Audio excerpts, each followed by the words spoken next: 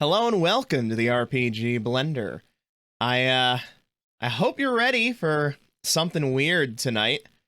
No idea how this is gonna work. Could completely be a spectacular failure. We'll see. But tonight we are going to be tackling a solo tabletop RPG. And welcome, Naveen! Glad you got that alert before it started for once. That's fantastic. How's it going, everybody? I hope everybody is doing well this evening. It's Friday, of course, so everybody must be happy now. Anyway, I'm, of course, Game Master George, and we will be diving into 4 Against Darkness. This is a solo game where, well, you create 4 heroes and then send them into randomly generated dungeons. Let's get this music going again. If you can even hear it, which I don't think you can, but that's fine. I'll get it up in a moment. So there you have. There we go. So you create 4 heroes to go into a dungeon that you randomly generate as you go.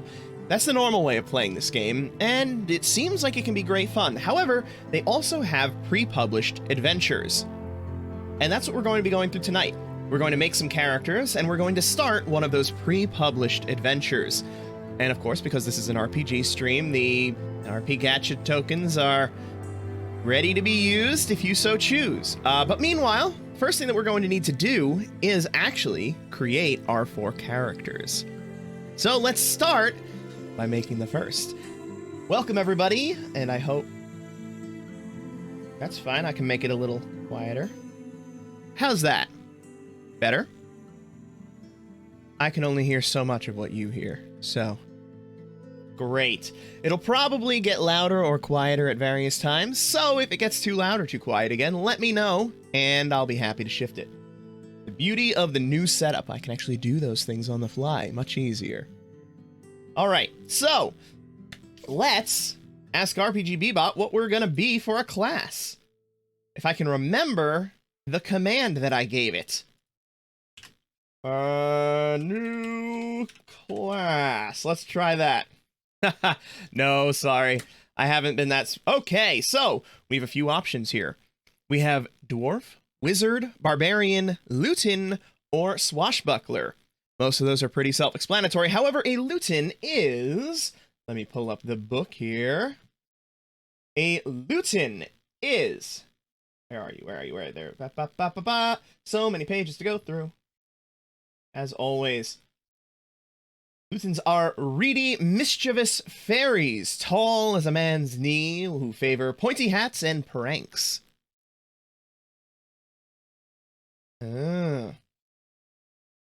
Yes, that'll give a list for stream elements. However, RPG Bebop is a custom thing that I am building on the back end, building from scratch. So unfortunately, the list of commands won't be there. But what we will do... Yep, don't worry, that's given me the idea that I'm definitely going to do that. So, let's, because your opinion matters here, let's get a poll going. Although, who knows how many people are actually here to vote in said poll, but it's better to be official about it. So, the options again are Dwarf, Wizard, Barbarian, Lutin, and Swashbuckler. Just gonna go ahead and make this a quick 1-minute poll here. Alright. So, anybody who likes to can feel free to jump into that poll, drop a vote, and we'll see what we end up making. I think most of them are probably self-explanatory. The only one is that Lutin, which is strange. Of course, knowing me, I had to go and find all of the options here, not just the easy ones. And of course, if we get no votes, then we'll just go ahead and pick it randomly. But that poll is up and running close to an end. Do, do, do. It's fine. That's what we've got. The random number generator. Ah. And one vote squeaking in there at the end. I am. All right. Barbarian it is. Barbarian with one vote. So, character number 1 will be a barbarian. Let's go ahead. Who has an idea for a name? Throw me out a name. If only Evil Weasel was here. Evil Weasel always throws out a name nice and quick. Even if it is names like Scrungus. So, who has a name for this guy? You can come up with these while we're building the rest of the sheet. It's very easy. Each class has just a few starting statistics. Not much to worry about. As you can see here, the character Skrill. Ooh, I like it. Naveen coming in there with a good vote. All right. We got Skrill the Barbarian. Barbarians. A barbarian adds his level to his attack rolls and may not use magic items, scrolls, or potions. He may grudgingly accept the healing from a cleric since it's technically not magic, but divine favor, and may use holy water. Interesting. Okay, so I can use a rage attack once per game. Oh, that's rough. During a rage, roll the attack die 3 times and choose the best result. Okay. Let's go ahead and add these that into the ability. May use a rage attack. Ooh, boy. Let's go ahead and shrink that a little bit, or just give it a nice little carriage return. That's what it's for, after all. Excellent. The beauty of not knowing what words are actually going to pop up. So, we also... And the music stopped again. What is up with that? Why, music? Why do you stop after one song? Crazy to me. Let's see. Why do you stop after one song? Let's go with... Loop. Oh, there. Maybe that'll work. We'll find out. Alright, so. We have our ability. Now let me get back into there. Starting equipment, we get light armor, shield, and a hand weapon.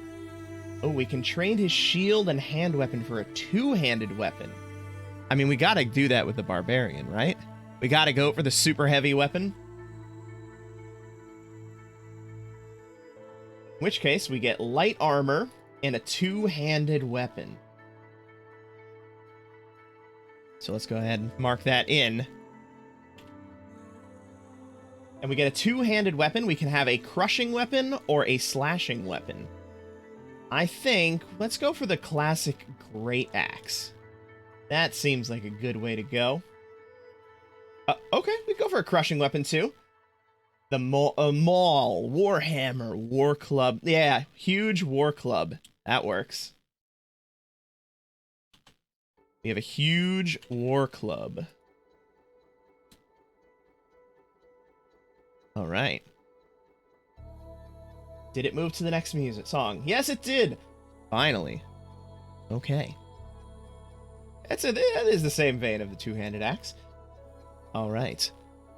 We get, along with our... So we can use that stuff, that's fine. Starting gold, we get D6 gold pieces. So, let's go ahead and roll that die. Oop, that's 2D6. Nope, just 1D. It ended up being a 3 anyway. Fantastic.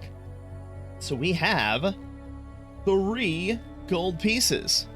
Hooray.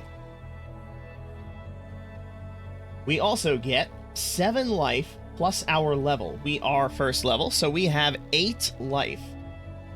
So let's go ahead and mark that in.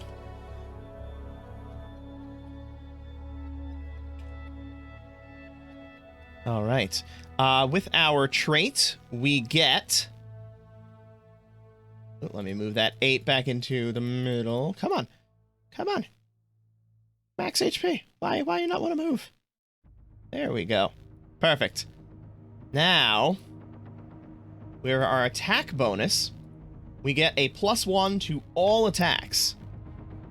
That will be very useful.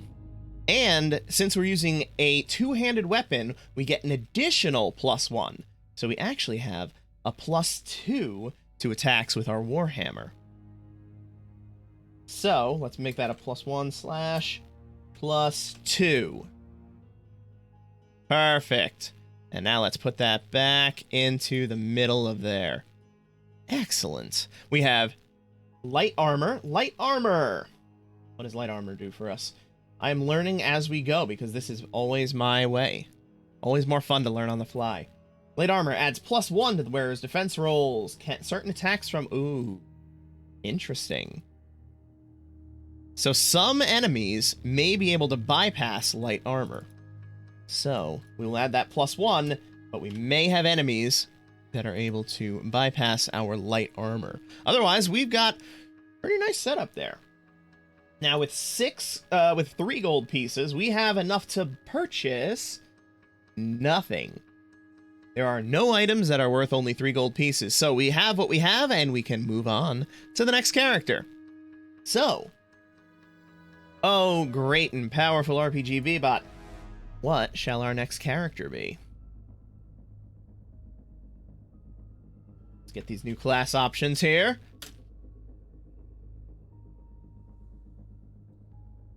You get what you get and don't throw a fit? Yep. Get what you get. Of course. Wait. Is there someone who throws a fit? Who would throw a fit? Who would ever do that? We have... Well, I am long since out of the child ages, thankfully. So we have a monk barbarian. Okay, you're not wrong. You are not wrong. There are definitely those people who would do that. Alright, our next class, we have monk. We already have a barbarian, so barbarian gets removed from the options. We will not have an all-barbarian party. That would be awful. No, shall not do. Okay, so that gives us 4 choices. Let's go ahead and drop that poll in there. We have the monk, the fire elf, the dwarf, and the warrior. The fire elf, actually, let me read that off before we start the voting. Fire elves are... Oh, well, that's interesting. Fire elves are blind elves. And what is it that they have the ability to do? They have... Ah, yes. They have the ability to cast fireballs from their eyes. Strange. All right. Let's start that up. Let's see what we're going to be. No, we're not going to be Party Smash. We don't need to be Party Smash.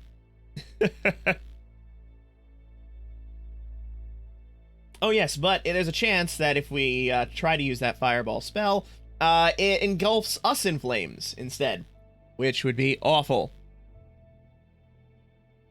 But all right. I could have seen that coming, Fire Elf. Certainly seemed like that was going to be the one that was 100% going to be chosen.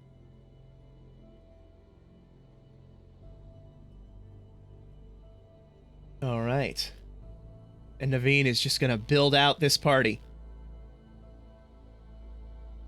That's what you get. You made it in on time. You got in early, and now you get to make the characters that we're going to play with. Isn't that exciting? You picked a good day to get the alert early. All right, Fire Elf it is. I mean, if Weasel were here, she definitely would have gone. Oh, wait. Oh, did we just make Kara? Does this... I think the name has to be Kara, doesn't it? Our new firebug.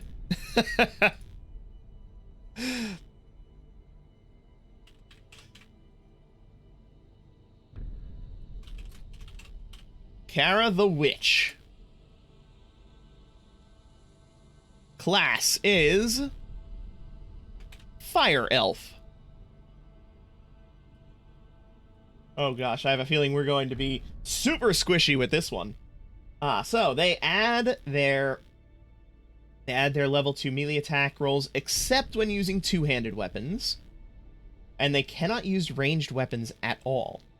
Add their level to spellcasting rolls, but only when casting fireballs from their eyes.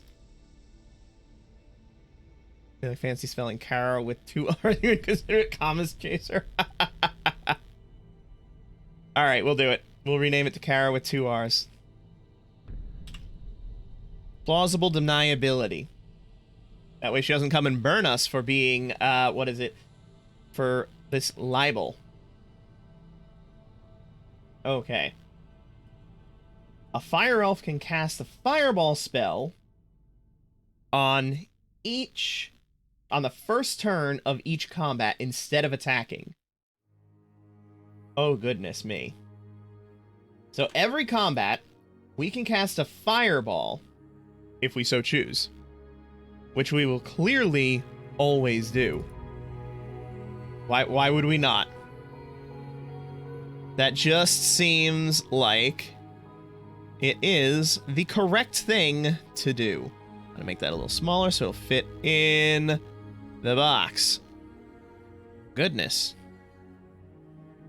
There we go. A fire elf can cast the fireball spell once. And the rest of the stuff we will know when we get there. Oh, we can also see with our eyes closed and never take penalties from darkness or bright light. That's good. That's very good to know, actually.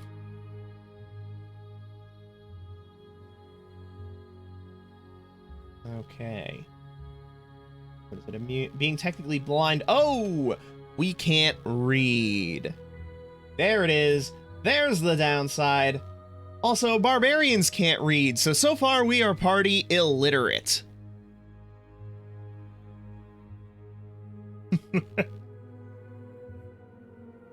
What is it? Oh boy. Shooting fireballs from creepy yellow orange frosted over eyes? Yeah?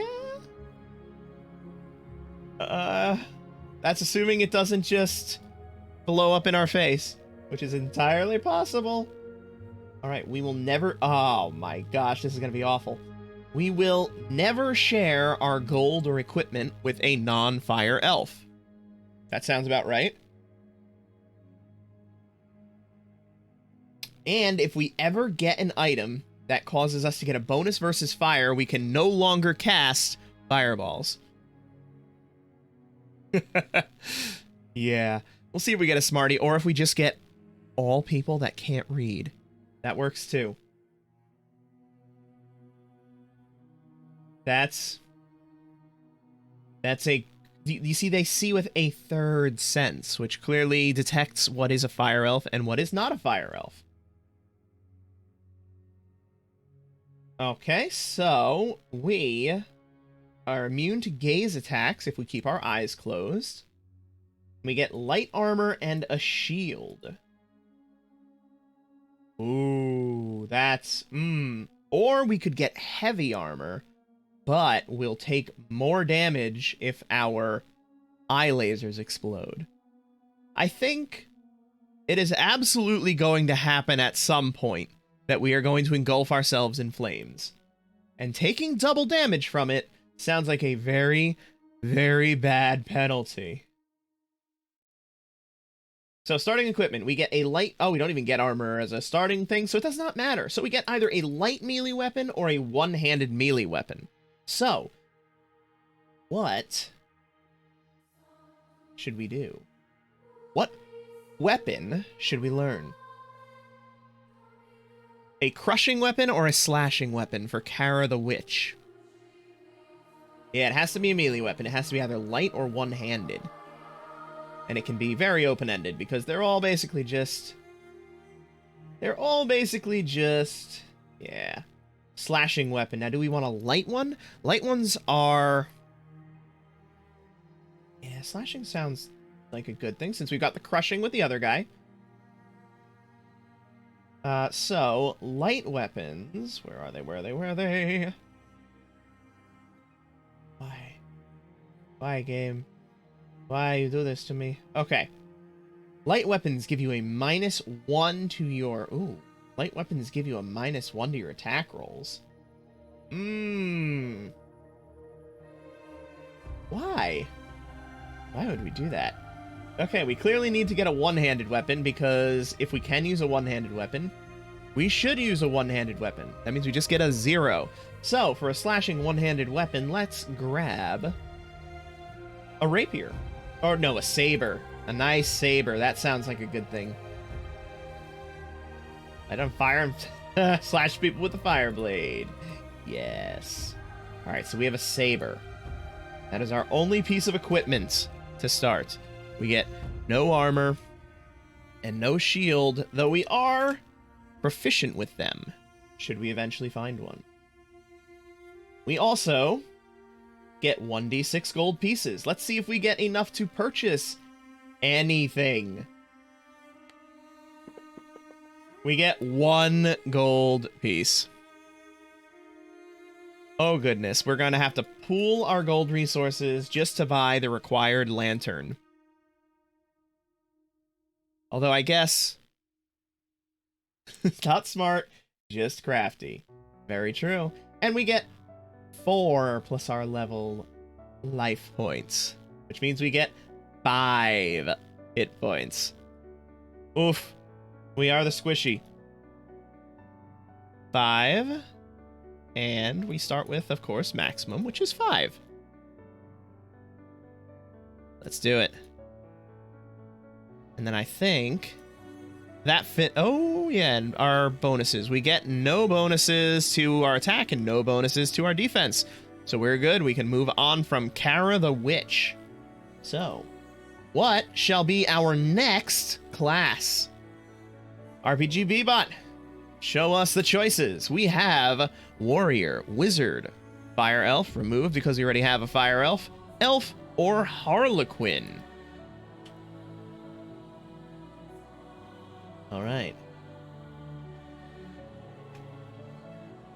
Elf and Harlequin. Let's get that poll up.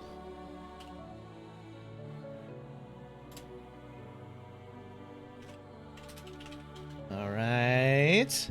We have to repeat Warrior, Wizard, Elf, and Harlequin. The Harlequin, another one of the weird ones, because Warrior, Wizard, and Elf, those should probably be pretty normal. Harlequins are a special breed of minstrel who have perfected their juggling art to a deadly accuracy. They often act as spies or aristocrats for spies for aristocrats, cults, and conspirators.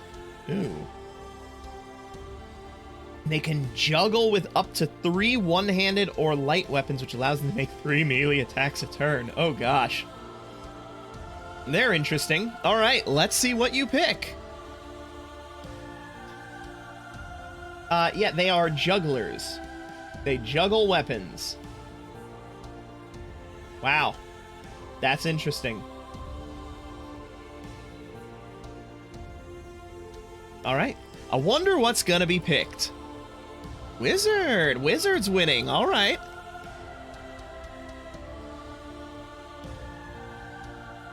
Jump on in that poll. Anyone who would like to have a say what this third of our 4 characters are going to be. All right. And the wizard is winning. Wizard going once, wizard going twice. A little longer than that. All right. And the final moments. And the winner is, unsurprisingly, Wizard. We have someone who can read. Victory. All right, character number 3. Let's start getting some name ideas. What will our wizard be named? All right, wizards add their level only when attacking with spells, or on rolls to solve puzzles or riddles. It's fair. Brains are nice. Okay. Only when we begin the game with 2 spells. Plus 1 spell per level. So a first level wizard has 3 spells. Oh no. We're gonna have to choose. Escovier. Okay. Where are you getting these names from? Escovier, Skrull, or Skrull. Good names. Apparently, I need to channel your brain. Oh, we get so much gold. We get so much. Oh my god, we're gonna die. Okay, so we get no weapons to begin with. We get... Oh wait, we do get a weapon. We do get a light one-handed weapon. Do we want a crushing weapon or a slashing weapon? For our wizard, it has to be a light one. So we could get something like a shillelagh or nunchucks. It could be a nunchuck-wielding wizard. A dagger, a knife, short sword. Or a wizard staff. A wizard staff is also a crushing light weapon. So, what weapon should we use?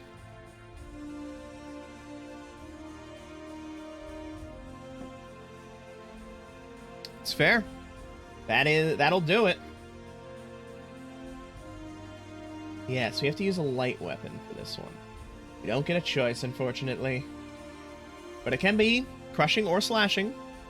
We do get that choice, at least. Then we have to choose our spell. Our 3 spells. Ooh. Right, where are the spells? Where are the spells? Yeah, you think more slashing? More slashing for our wizard. Okay. That works. So, I guess we're just gonna give him a ritual dagger then, right? Seems to make sense. Now, where are the spells? There are the spells. Excellent. Now that I've found them, we get to pick 3 spells. I think I spelled dagger, right? If I didn't, oh well. There are 6 spells for us to choose from. We can learn Blessing, which allows us to remove a curse. We can learn Fireball, which we already have for the Fire Elf. We can learn Lightning Bolt. Sleep. Ooh, Sleep is nice. Escape. And Protect. So we've already got Fireball from the Fire Elf. So I think let's grab Lightning Bolt as our damaging spell. Yeah, Protect for sure. And then I think Sleep will be useful. Sleep can Sleep can just straight up defeat a minion if it can straight up defeat a boss actually if it hits. So Lightning Bolt, Sleep, and Protect. All right, we have Lightning Bolt, Sleep, and Protect. All right. All right. That'll be good. I think Protect's going to be very nice for us. Now, for the rest of our statistics. Oh gosh, they're awful. Starting equipment, we get the light weapon, a spellbook, and writing implements. Okay, that could be useful. So, let's grab that for our equipment. And writing implements. Oh, there we go. And our starting gold, we get 4d6 gold pieces. That's going to be delightful. Let's roll those 4d6. Oh! Yes, 17 gold pieces. Oh, we're so rich. Screw the rules, I have money. Alright, with 17 gold pieces, we can actually buy some stuff. we need to buy a lantern. It is a requirement for the game that we need to spend 4 gold pieces on a lantern. So, we will probably... Well... What else can we buy? Let's see. With 17 gold pieces. Ooh. We should probably save up for the resurrection ritual. That costs 1,000. Should probably try to save our money for that. No, Rope will probably... Well, let's find out who our 4th person is first. It might be worth saving some money, but we also might need to get some necessities. So, our starting life is our level plus 2. We get 3 hit points. We are going to die, and the barbarian is going to loot our corpse. Yes, very much so. Back of the bus. Because we do need to determine the marching order. And actually, I'm just going to go ahead and put that one in there. He is number 4. Perfect.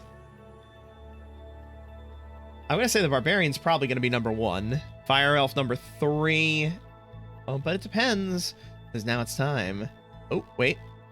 Our attacks, we have either a -1 with our melee, or a +1 with our spells. I wonder what we will be doing in combat. Will we be attacking with our -1 melee weapon, or casting spells at a +1? I wonder. Alright. I believe that finishes off Escovier. So, number 4. Let's see what we get. What options we get. New class. There we go.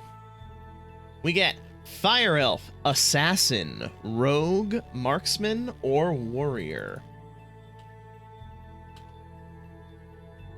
Marksman, yes. It's an archer type person. Someone that is specifically tailored towards shooting a bow.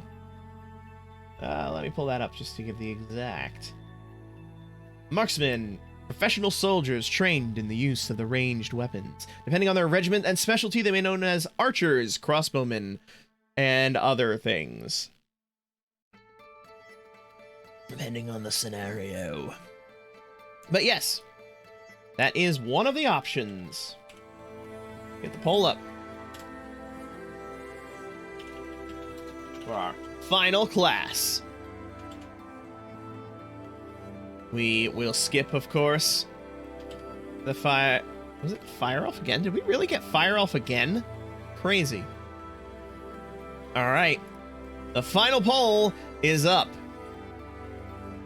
I know. Marksman, Rogue, Assassin. Lots of... the only one that I think is probably ruled out is the Warrior. But it all comes down to you there, Naveen. And you look at you, earning a free gacha token already. Oh boy. What are we gonna get? What are we gonna get?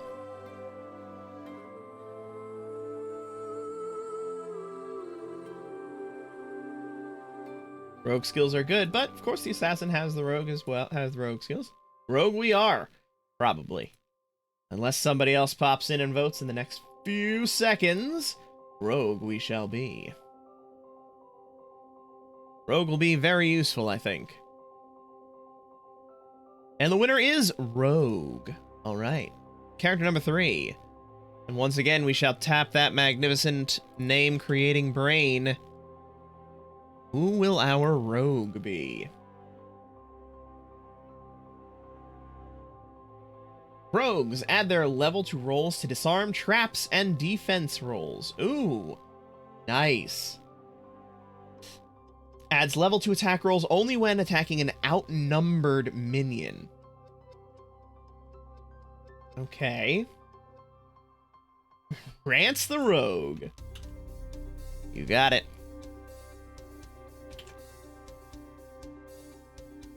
Alright, now for our abilities. We have... Level 2...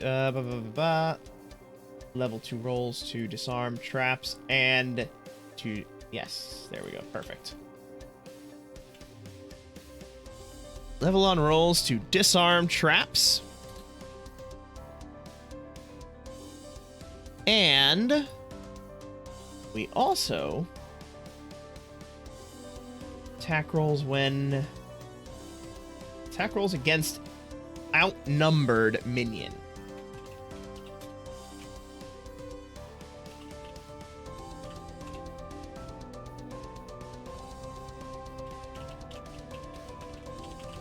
Right. Perfect. That will probably be useful between the fireballs and the lightning bolts, and that, I think we're going to tear through minions. Or we're going to get immediately attacked from the back, and our wizard's going to die, and that's just going to be the end of us. Alright, so, we don't have anything in the attack yet, but we do have a +1 to our defense. Our starting equipment, we get a rope. Perfect, we got a rope, so we don't need to worry about purchasing a rope with our wizard's buku bucks. So we get a rope, lockpicks, light armor, and a light weapon. What kind of light weapon should our rogue use? Seems like there is a bit of low-hanging fruit there when it comes to light weapons for a rogue. The question is, do we want to go that route? Or are we going to be a club-wielding rogue? Well, whatever we choose, that light armor gives us a +1 to our defense. So we actually get a +2 to our defense rolls.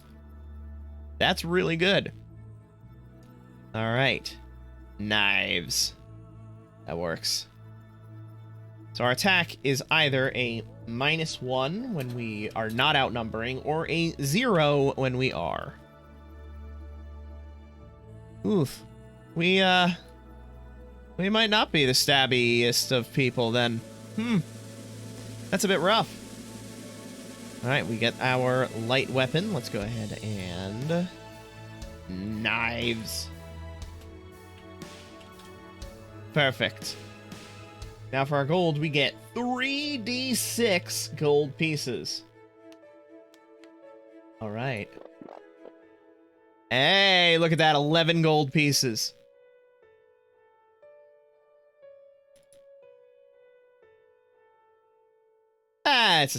Mechanically, there's the same thing, so it's all flavor. This is a pretty rules-light game, so it shouldn't matter that much whether we call it a dagger or a knife. Now for our starting health, we get, oh gosh, another squishy. We get 3 plus our level. So we get 4 hit points. Yikes. However, you are more defensive than any of our other party members, so that's going to help out a lot, I think. Help your survival. The fact that you get a +2 to your rolls should help. I hope. I certainly hope. Okay, so now we need our marching order. So I think we're going to have the Barbarian in front, followed by the Rogue. And then Kara, the Fire Witch. Bringing up the 3rd slot. And as for the one carrying the torch, we need to spend 4 gold for the torch. So we will not give it to Kara, because if we give it to Kara, then we will never get it back, because Kara won't share anything with non-fire elves. So Iskovier will carry the torch. And then if he dies, he'll have to have somebody else pick it up. And him just having the light weapon makes sense for him to also be carrying the torch. No, if it was fire resistance. If she's ever has fire resistance from something, then she loses her fireball ability. Okay. So because we're purchasing that torch, we have to reduce his gold by 4.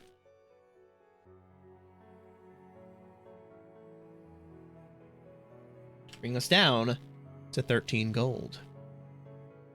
Now with that, is there anything that we would like to purchase? Bandages. Ooh, bandages. Yes, bandages. Every character can apply bandages once per adventure, healing 1 lost life. They cost 5 gold pieces. I think we're going to purchase 2 bandages. Ooh. So Rance can purchase bandages, as can Escovier. We have bandages, blessings, spell. Let's see what we can actually afford. Cannot afford a bow. We could get a weapon, but it does not make sense to do so. We don't need a back. We're going to get a backup lantern just in case. We'll give that to Rance. So Rance is going to spend 4 gold pieces on a lantern and 5 on a bandage, bringing him down to 2. Equipment. We have bandages and lantern. Extra. Or backup. Just in case. Bringing him down to 2 gold. Now Scovier will also purchase a bandage. I think, yes, we'll also purchase a bandage. We don't really need anything else for Scovier, so we're actually going to purchase 2 bandages. Because that is the most that we can afford. He can only benefit from them once, but he can give them to somebody else. Somebody who doesn't act like a jerk around him. Like a certain blind pyromancer. So, equipment. Bandages times 2. Alright. Then I think... Oh. You know what? Yeah, that's fine. We still got 6. We still got 8 gold that we can work with should we need to bribe a monster. So I think we're good. Alright. Then it's time to begin the adventure. Let's pull this up. The adventure, Dark Waters. Lord Erid Orfield is a wealthy merchant from Dorantia. Oh my gosh. A wealthy merchant of Dorantia. From Anmore to Cardalock, the Orfield Company has established a prosperous business with contracts and a variety of trades. Lord Erid has recently been investing in antiquities from before the Century of Rain and Fire. One such shipment has been waylaid in the transit across the Sea of Storms, near the coast of western Cardalock. Corsairs have captured the Orfield Company's cargo ship and absconded with the valuables in its hold. One particular relic, a golden statue of the shark god Tizani, is prized above all else. Lord Erid Orfield has hired a party of 4 adventurers, us, to track down the stolen relic and return it to the Orfield estate in Dorantia. Your reward shall be 100 gold pieces. That is 1/10 of the way to resurrecting one party member who dies. The merchant suggests your party speak with the Atlas Coast Guard for clues on the investigation of this piracy. Or you might talk with a certain associate of his named Marazzo, who has many underground connections. Your party is then booked passage across the Sea of Storms to western Cardalock to the port city of Tizani's Cove. Tizani's Cove is a large seaport, the capital of all trade in western Cardalock, and sibling to Durantia in Anmar. Enormous statues along the coast act like welcoming beacons to the harbor city. This multicultural hub is also home to the blue-skinned Atlas, survivor of the lost race of Atlanteans and defenders of the coast from their mutated cousins, the green-skinned Atlas known as Deep Demons. Your party has arrived in Tizani's Cove. You were given 2 suggestions on how to proceed with finding Lord Arid Orfield's stolen cargo. You may speak with the Atlas Coast Guard, defender of the shores of Cardalac, or you may speak with Lord Arid's associate, Morazzo, who has many connections among underground networks. You may only choose one option. So, what's it going to be? Do we take the path of law and follow up with the Coast Guard? Or shall we descend into the underbelly of the city, making our way to the more seedy areas? Looking at our party, the rogue will certainly vote for going toward that seedier area. However, I think the wizard is likely to counteract that vote with attempting to go through the legal channels. Kara the Witch is going to be dismissive of everybody, and Skrull just wants to kill things. So, that brings us to a deadlock of 2-2, meaning, chat, what do we do? Do we go for the Coast Guard? Or do we make our way to the underbelly of the city?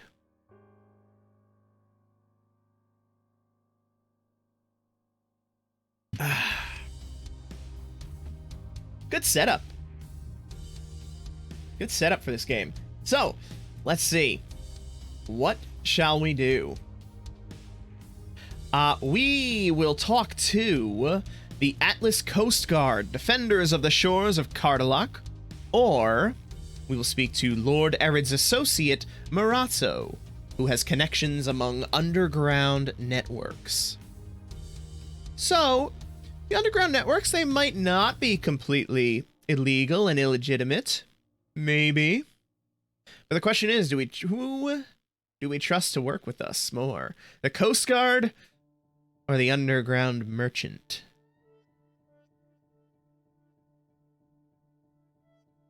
So many options, so many ways we can go. So many. A grand total of 2. But if we don't know, we can always roll the die. And see what happens. Can always give it a, feeling Coast Guard, but flip the... Alright, seedy underbelly it is! And our party decides to make their way to meet with Morazzo. After inquiring around for Lord Arid Orfield's associate in several towns, your party locates the fellow. He's a well-groomed individual with expensive clothes and many rough-looking bodyguards. Morazzo listens to your tale with growing interest. He makes a counter-offer to the one Lord Orfield has made. For 200 gold, Morazzo wants you to bring the gold statue of Tizani the Shark God to him. As well, the Corsair captain must not live, as he had failed to turn over the treasures to the organization that had funded his ship and crew. If your party succeeds, you will be inducted into the Guild of Thieves, the society in which Morazzo is the king. Morazzo has us escorted south of Tizani's Cove to a secret entrance into the hideout of the Corsairs. So I guess we don't need to make the decision now. We'll need to make it later, whether we give it to him or to Lord Orfield. We are now on a quest and may proceed to the map of the Corsair hideout, but may start at the secret entrance of Section 2. You'll see, right in the center, we've got a map. That is the map that we have of this place. So we are starting at number 2. I'm assuming that if we had chosen the other path, we would be starting at number 1, down by the sea. All right. Section 2. The secret entrance is a vertical shaft with a rickety ladder leading down. Characters may only climb down single file. Choose the position for each character on their descent. Oh boy. Alright, so we're clearly going with marching order. Marching order sounds right. So Skrull, followed by Rance, followed by Kara, and then Escovier. Alright, let's see what that means. Starting with the topmost character, roll a d6 for each character. A character with light armor is at -1. A character at heavy armor is at -2. Oh no. Well, we don't have any heavy armor, but we have two light armors. If the roll total is 1 or less, that character falls as a ladder rung broke free. Uh-oh. So we start at the top with Escovier. Rolling that d6. If we get a 1, he does not have light armor, so he is at no penalty for this. So as long as we don't roll a 1, we're fine. We did not roll a 1. Excellent. We're good. So Escovier manages to his descent just fine. Next up, Kara the Witch. Actually, I should be using my Explodey, because dice explode. Number 4. No. How do I do this? F4. That's the way we do it. A 3. Oh, wait, Kara, does she have light armor? She does not. Okay. Now we get to the people with light armor and therefore at -1s. So for Rance and Skrull, they need a 3 or higher to succeed this check. Let's start with Rance. Okay, Rance makes it down fine too. Wow. We are, doing pretty well here. And finally, Skrull with a 5. All right, look at these rolls. We got all the bad rolls out of the way at the very beginning with those gold rolls. Now, we're going to actually be able to do this. Okay. Awesome. We didn't fall. We didn't take any damage. We attracted no wandering monsters. So we proceed to room number 10. This room is filled with crates and barrels. You may ignore this room or decide which character will search it, rolling on the cargo storage table. Decide before looking at the table. Oh no, that means bad things might happen. So, looking at our characters, we have the greedy Kara, and we have a rogue. The barbarian just wants to kill things, and the wizard is probably smart enough to not go poking through the things. So, Rance or Kara? Who is the one who is fast enough to then go and be the one to actually go and do the searching? I'll take suggestion. I'll take the vote from the chat, meaning you, Naveen, of course, if you like, or I'll roll the die and we'll see who wins.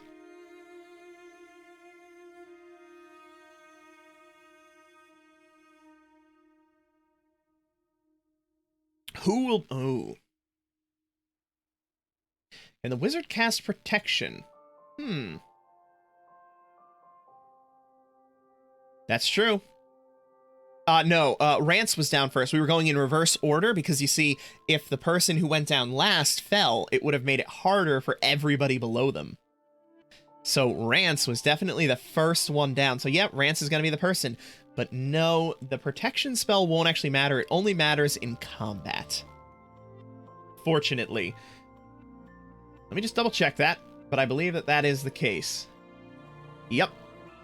It only matters for a battle. However, oh my gosh, that benefit lasts for the entire battle. Wow. Yep. Certainly seems like Rance is going to get to the stuff first. All right. Rance it is.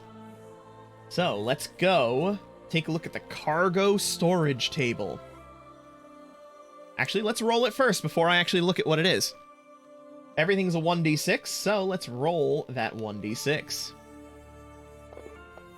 Oh no, we rolled a 2. Oh no, this is gonna be awful. No. Oh gosh. Not a good start. The character performing the search is bitten by a large rat and must save versus level 3 poison or lose 1 life.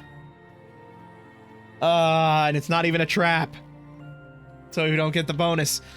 Okay, so we need to make a save versus a level 3 poison. Saving! Saving throws. It's just a straight up roll with any bonuses you might get. Let's see. Where's the saving throw?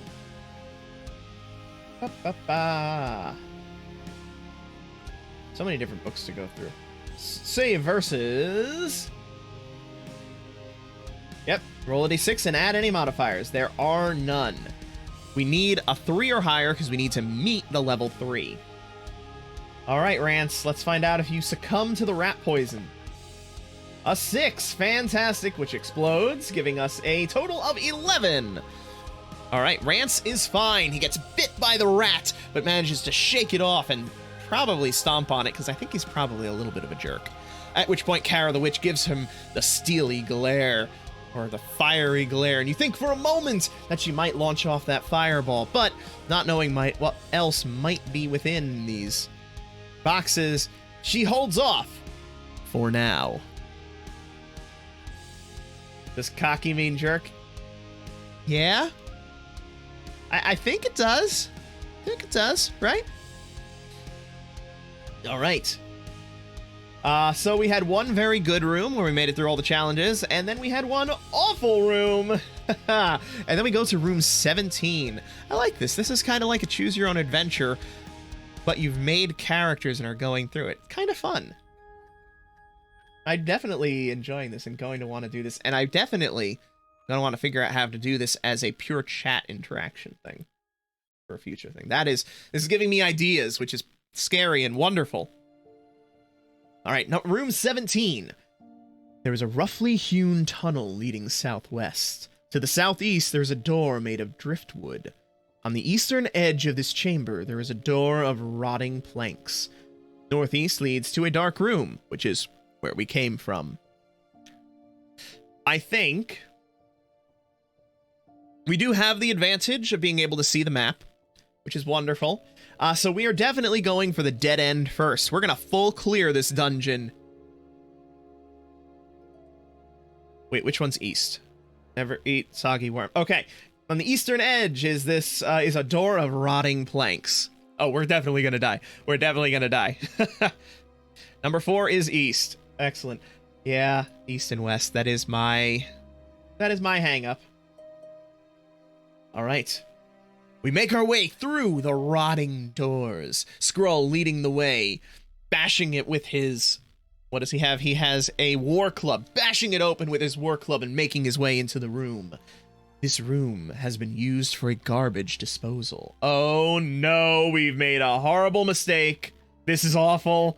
Oh god, we're all gonna die. A gelatinous green slime is feasting in the rear of the room, slowly dissolving skeletal remains and a few shiny objects. It senses your warm presence. It is a green slime, a level 5 boss. 8 life, 2 attacks. Oh hey! However, it is hit at +1 by the fireball spell. That's wonderful. We have a pyromaniac. Crushing... Oh, no. Crushing weapons attack it at -2. Ooh, that's unfortunate. Any character wounded by the green slime must save versus a level 3 acid or lose 1 additional life. Reactions. Always fight. Yep, Skrull is screwed. However, the treasure will be very nice if we defeat it. Very, very nice, actually. All right, so combat time. Ow. Elbow on the desk. Ow. Okay, combat. Combat is wonderful for us because we get to go first. All of our party members get to go in whatever order we choose. And then after all of us have gone, then the monster goes and brutally murders us if we have not already brutally murdered them. So it seems to me that since this monster is weak to fire, we're going to have Kara the Witch launch off her fireball spell that she gets for free at the beginning, at the first turn of combat. That's at a +1 from it being a green slime, and +1 because of her trait. So we get a +2 to this attack. However, this is a level 5 creature, which means we need to hit a target number of 5 in order to hit it. Yes, target number of 5, which means with our +2, we need a 3. Huh. Interesting. Wow, Skrull's gonna need to roll a 5 in order to hit. All right, well, let's see how Kara does with her fireball. Wrong button. There we go. Oh, it's a 6! It explodes! Oh my god, it's exploding again! Oh my god, that's a triple explosion. Kara's terrifying. Okay, so that's a 20. So when you meet the target number, you deal 1 wound. And for every multiple you get past it, you do an additional wound. So we quadrupled the target number of 5. Oh, +2. +2 doesn't matter because of that. You're completely correct there, Naveen. So that does 4 wounds to this thing. Goodness, and it has 8 life. Wow. That's a big hit. That is a very big hit. I don't think bosses test for morale, but I'm just gonna double check that. Because wow, that's horrendous. All right. No, doesn't matter. So, that's Kara's turn. Kara gives that cocky look around like, Fire Elves, you see, we're just better than everybody else. And we definitely know who's gonna get that XP roll if we survive this fight. Yeah, that's absolutely accurate. All right, so next up, let's go to... Yeah, let's go to Iskovier. Iskovier. Ooh. All right. Does he use his protect spell on the barbarian? Or does he actually try to do some damage? Oh, interesting. This cube has a total of 8 HP, so it's down to 4 right now. Lightning Bolt hits for 2 life points if it hits, and then it'll do extra damage if we were to somehow explode like that again. However, he also has Sleep, and this monster is not immune to sleep. So I think it might be time to try to bust out the one-hit KO, right?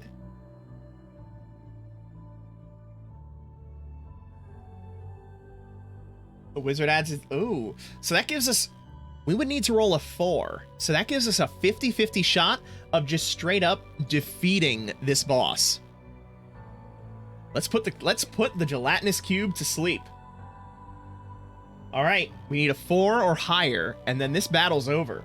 Sleep is really, really scary in this game. What did we get? What did we get? Oh, it looked like it was gonna be a 6. He begins working his mesmeric magic. However, it's a gelatinous cube.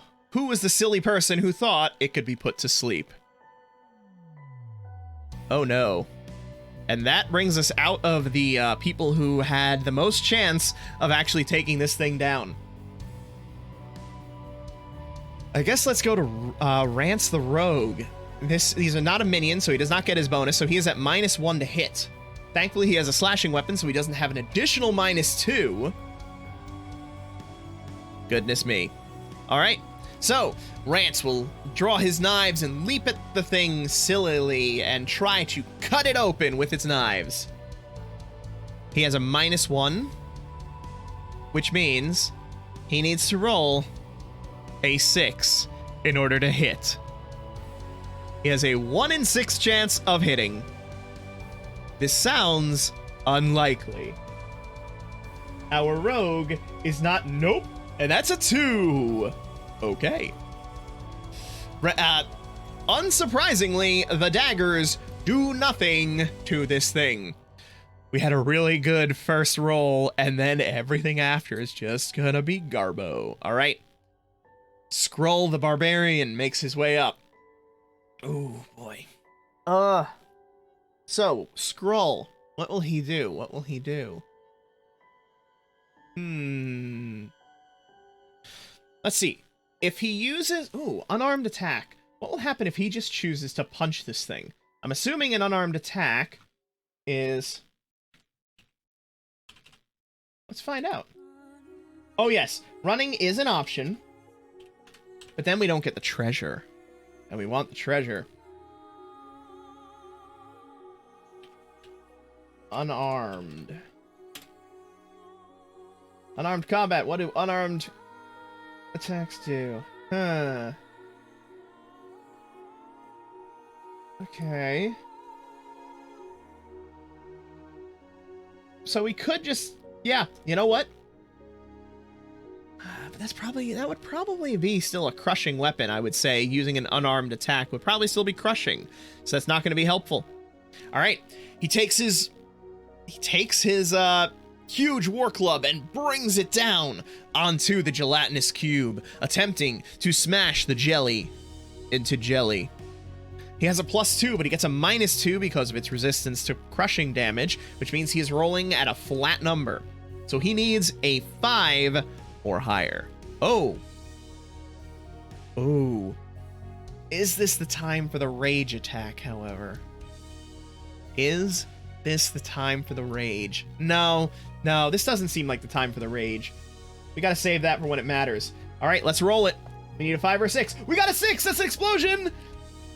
That gives us a 10! Flat 10, so that is a double hit. So we get to do 2 more damage to the thing, bringing it to a total of 6 damage dealt. However, that brings us to the end of our PC actions. And it's time for the gelatinous cube to strike.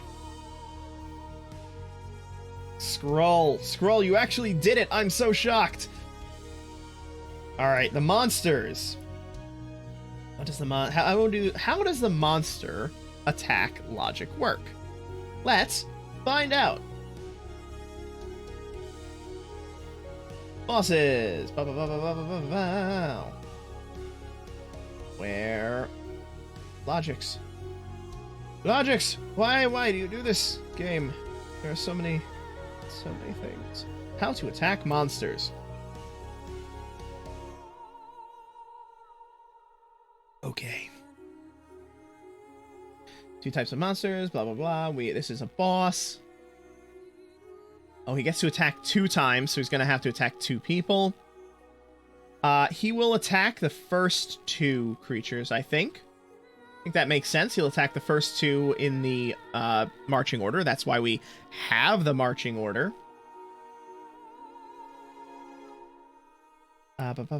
Where they're fewer must attack. Each monster must attack a different target. Marching order is ignored. Okay, so we get to choose who they attack. Awesome.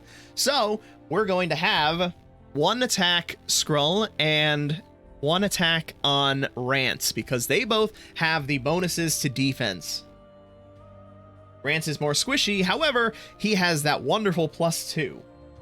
Which is really going to be necessary since he's rolling against a 5. So in this game, defense is also rolled by the player. So in this case, Skrull, who is taking the first hit, is going to roll that d6, and if he rolls a 4 or higher, his +1 will bring it to a 5, and he will avoid the damage. If, however, he does not, then he is going to take how much damage? How much damage? 2 attacks. Okay, just 1 damage. But they have to save against level 3 acid or lose an additional life. All right. First attack is against Skrull. So let's see how Skrull does. Skrull roll. Oh my gosh, Skrull! You exploding master. All right, Skrull manages to avoid the attack.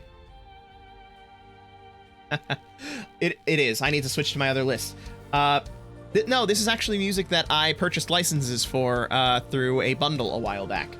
So that I could have legitimate music to be playing during these things. This is definitely two things. So let's... How's that? Let's turn the volume down, because this is definitely going to be louder now. All right. So, Rance managed to survive his... Skrull managed to survive his strike. Let's find out how Rance does. All right, Rance. Rance has a +2, so he only needs to roll a 3 in order to survive. He rolls a 5! Yes! Look at that! I'm actually getting pumped about this. I'm literally rolling against myself. There's such little stakes here, but it's so exciting. Still, the rolling of dice, something about it. Anyway, Rance manages to avoid the strike as well. The gelatinous cube proving ineffectual in its attacks. Skrull, you're on that roll. You've exploded twice. Let's see if you can bring this thing down. Skrull brings up his war club and brings it down upon the creature, attempting to strike it down. Ooh. There we go. Let's see. How's that? How's the volume of the music here, Naveen? Let me know if it's too loud, too quiet. Let me know. All right, Skrull goes in for his strike with the War Club and rolls a 1. I don't think critical failures are a thing here. Oh, wait. They might be. Uh-oh. Oh, no, it's just an automatic failure. Okay, cool. So, Skrull brings his weapon down. It crushes into the cube, which just nicely parts around the War Club.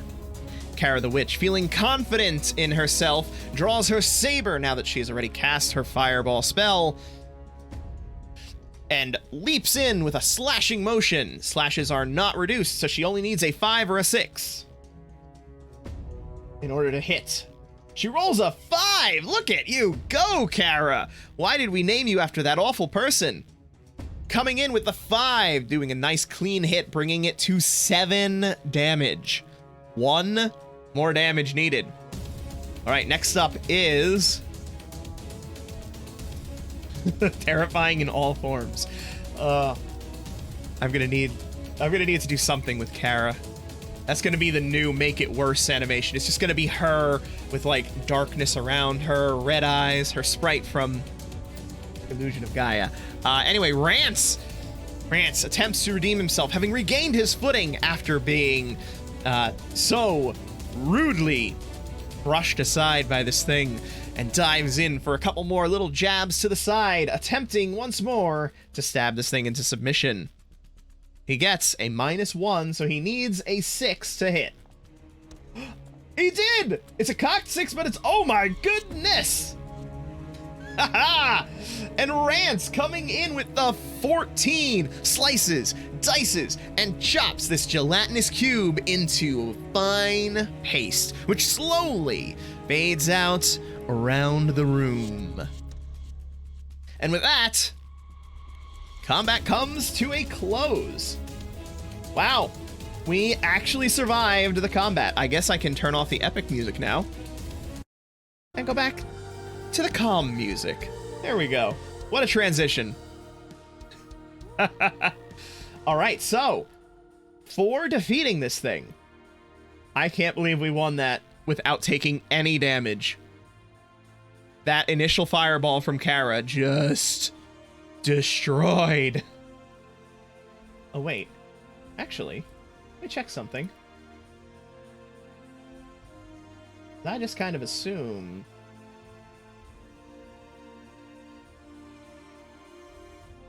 okay, yeah. Fireball just has special stuff against minions, not against them. Great. Wrecked that garbage monster for real. All right, so what do we get? We get 2d6 times 10 gold pieces and a random magic item, and one of our characters gets to attempt to level up. So let's start with the gold. We get 50 gold pieces. 50 gold pieces spread across these 4 party members. That'll be 12 to each of them, with an extra 2 going to Kara because, boy howdy, she carried that fight. 12 gold pieces to each of them. So that brings him to a 15. Kara goes to, with her 14, she also goes to a 15. And Escovier with plus also goes to a 15. Look at that. How did I do that? That's amazing. Everybody except Rance goes to 15. Rance only goes to 14. Yes. Kara just turns, looks at them, and gives a knowing glare to Rance, saying, "See, this is why I'm the one who opens the stuff." All right. We also get a random magic item determined by rolling on the magic treasure table. Ooh, on page 34 of the core book. Let's go take a look. What do we get? What do we get? 34. It's a 1d6, of course. So before we actually look at the table, let's see what we get. We rolled a 3. So for the magic treasure table, ooh, we get wait, what did I roll? A 3. Oh, interesting. We get Fool's Gold. Fool's Gold. These magical but fake gold pieces will let the user automatically bribe the next monster that asks for a bribe. No matter what the monster asks, the gold will appear enough to satisfy his greed. A one-time use magic item. And naturally, it goes to Kara. No questions asked. Kara takes it. So Kara gets the Fool's Gold.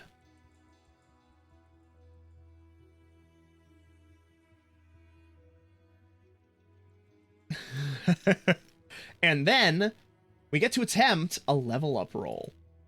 So each time a party kills a boss, one party member gets to attempt to roll. They roll a die, and if the result is higher than the character's current level, they gain a level. All right.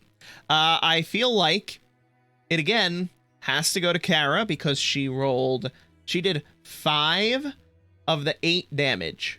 So Kara will attempt to level up. If we roll a 2 or higher, she gains a level. That's a 5! So not only does Kara get all that stuff, she becomes even scarier as her level increases to 2. And all of those things that add the level modifier to it now add a 2 instead of a 1.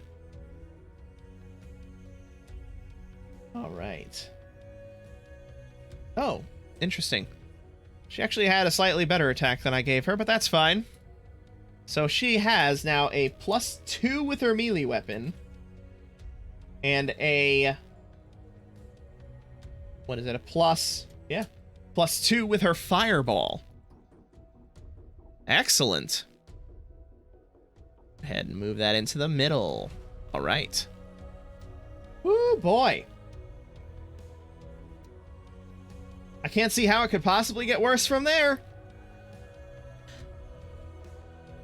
That's great. So we loot the room. We finished looting the room, and now we make our way back into room 17. From room 17, we have 2 more choices. Ooh. Do we do the Door of Driftwood? Yeah. Skrull thoroughly enjoyed bashing that last door down, so he goes and does the same to the door to room 7.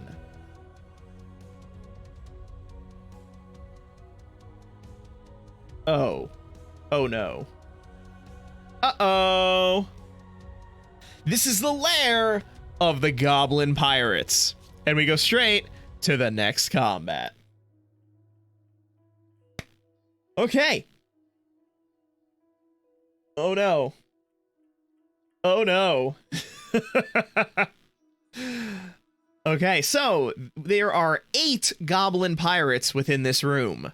That means we have to do 8 damage to them. After we do 4, they have to take a morale check. Otherwise, they potentially run away. Now, these goblin pirates have a 1 in 6 chance of gaining surprise, meaning that they will act before us. So let's find out. On a 1, the goblin pirates get to act first. Nope, so we get to act first. So, what we can do, we can either wait and see what they do upon seeing us. There is a 1/3 chance that they will choose to ask for a bribe. Or there is a 2/3 chance that they will just fight us, in which case we have foregone getting the first action. So we have the chance that we might be able to use that fool's gold to just straight up bypass this fight. Or we can just strike. I'm thinking the answer is we just strike. We're still foolhardy at full health. We just bashed down a boss monster in our first combat. So I'm thinking we have to fight. And I'm thinking Skrull won't take no for an answer. Do we agree? Kara can absolutely use her laser eyes, and they are more effective because it is against minions. Kara can use that on the first round of every single combat. And that's what she's gonna do. Kara sees this room full of pirates, gets a cocky smile on her fire elf mouth, and with a wordless grin, launches more fiery laser death from her eyes. These are level 4 minions, which means we need to roll a 4 in order to hit.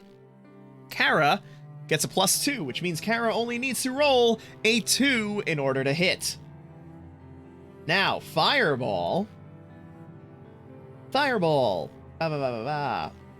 Used against minions, it slays a number of creatures equal to the die roll minus the level of the minions. Oh gosh. So this doesn't follow the normal multiplication rule. This just straight up, for everything we beat it by, we kill a minion. Minimum of 1. Okay. Let's cast the spell. Yeah? Alright. Kara launches out the fireball. Let's see what happens. As long as Kara does not roll a 1, she kills something. Oh my gosh.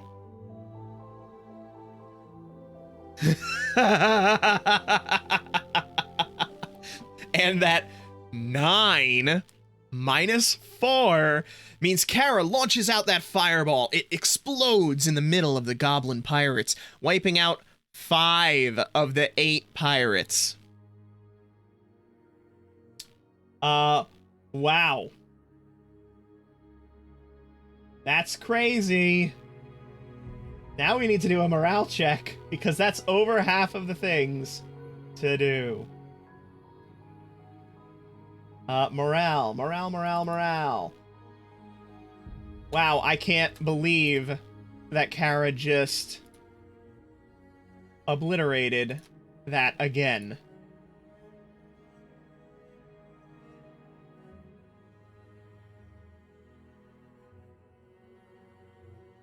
Yeah, Kara's just gonna, like, murder everybody. Kara is literally death incarnate right now.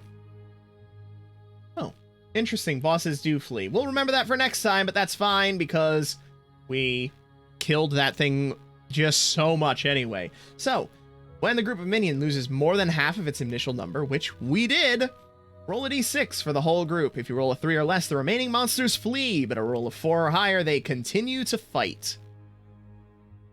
All right, let's see. 3 or less, the monsters flee. We rolled a 1, and Kara single-handedly wipes out this entire combat. I didn't even get to change the music. 2 rolls, and this combat is over. I feel like the fire elf may be overpowered. Yeah. Goodness me. That's terrifying. So, wow, we get to roll twice on the treasure table. Ah, ha, ha. That's crazy. So, we get 2 rolls on the treasure table.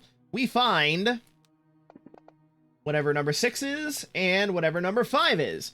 Number 5, we get 1 item of jewelry worth 3d6 times 10 gold pieces. So we get a piece of jewelry worth 110 gold pieces. So Kara blows up the room, sees the remaining monsters flee, calmly walks over to the table where she sees a golden necklace, picks it up, and puts it in her pocket. I know exactly what's going to happen. We're going to get to some combat, and Kara is just going to get bodied with the first move, and we're just going to flee, because it's going to be like, oh god. She senses things. She has a third eye, or a mystical third eye, which allows her to see. What is it? Gold necklace.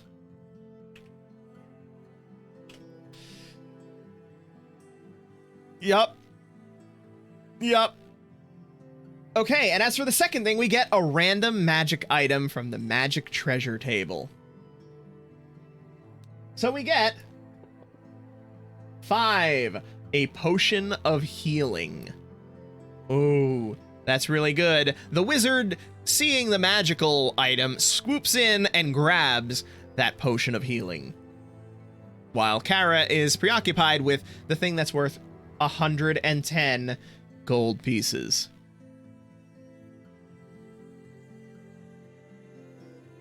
Goodness.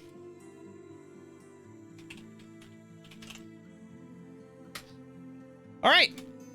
And that brings us to the end of that fight. Wow. Okay. So, not a scratch on her. She doesn't care. That's true. She's immortal, apparently. Let's go check out room number 5. We make our way back through the busted door, everyone giving Kara a slightly wider berth as we make our way back into room 17 and then down into room 5. Actually, here's something that we missed last time. Gotta do it now. Anytime we re-enter a room, we have to make a wandering monster check. On a roll of 1, a wandering monster shows up. We did not roll a 1. So we get to room number 5. Oh, crap. An iron wall drops from the ceiling, blocking the tunnel. Each party member must roll d6 versus level 3 trap. Halflings and elves roll at +1. Rogues add their level. A character failing the roll is trapped beneath the falling wall. Uh-oh. That's gonna be bad.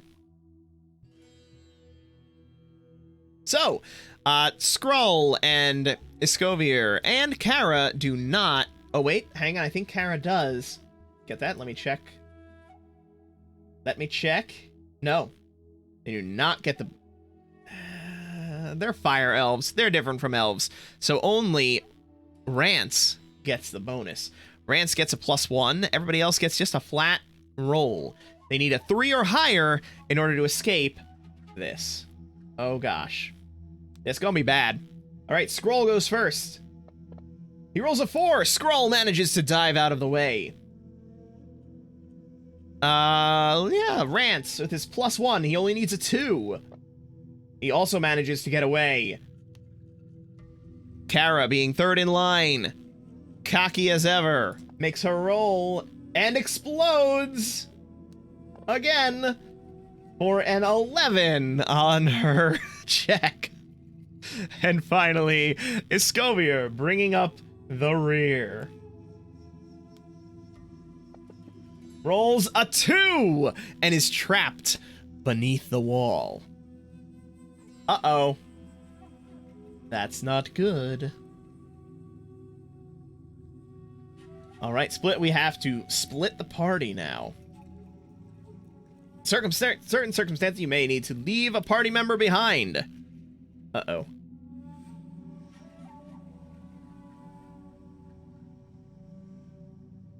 So, Escovier is trapped beneath the wall.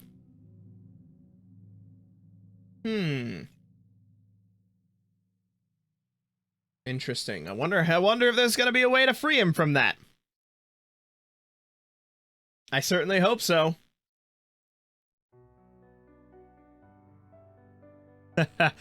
No.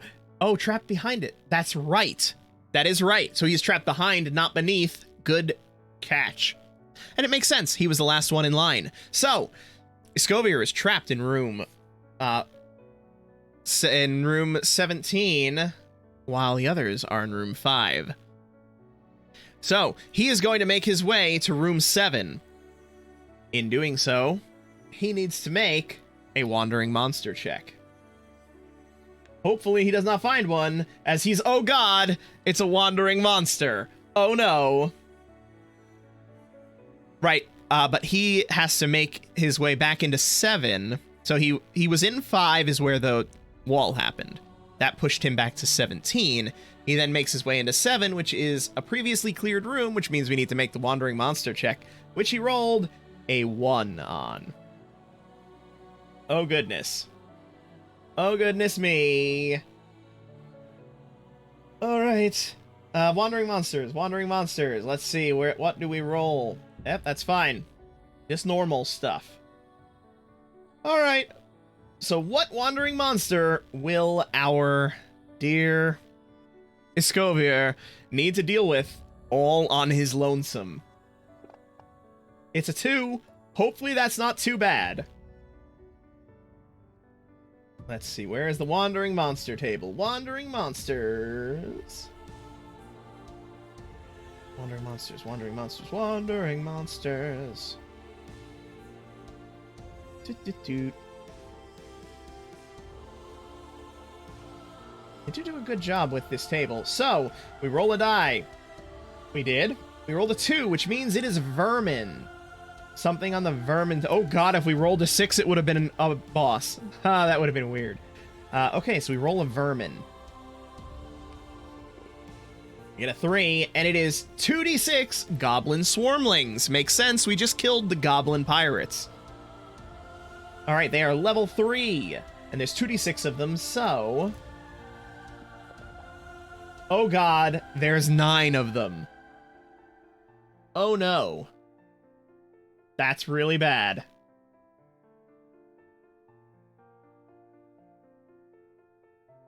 Alright, I think...